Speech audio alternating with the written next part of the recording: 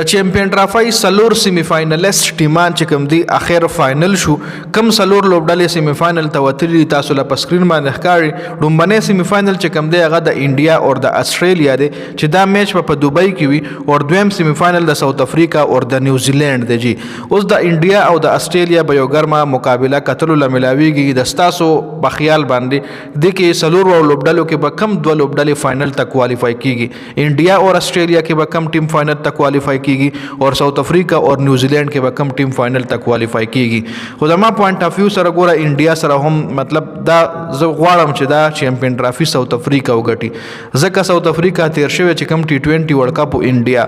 فائنل میچ د انډیا او د ساوث افریقا چې ښه ګټلې میچ ساوث افریقا هغه فائنل میچ بایلوجي اخر کې هغه 29 بال 29 رنز پاتې او هغه ساوث افریقا بیټسمنانو چیز نکل نو زه غواړم چې دا فائنل ساوث افریقا وګټي تاسو دې حواله سره سره لري کمنټ لازمي وکړئ خړومبنه سیمی فائنل په دوبۍ کې او دویم سیمی فائنل په پاکستان کې د لاهور کې دی اوس کچري انډیا نه علاوه دوه نور لوبډلې فائنل ته کوالیفای شوي نو فائنل به هم په پاکستان کې لاهور سټیډیم کې کیږي او کچري انډیا فائنل ته کوالیفای شو نو بیا فائنل په دوبۍ سټیډیم کې کیږي جی نو دا تاسو له پسکرین باندې ښکاری دا سیمی فائنلیست ټیمان دي سلور لوبډلې دي چې سیمی فائنل ته کوالیفای شوي د دواړو ګروپونو نه جی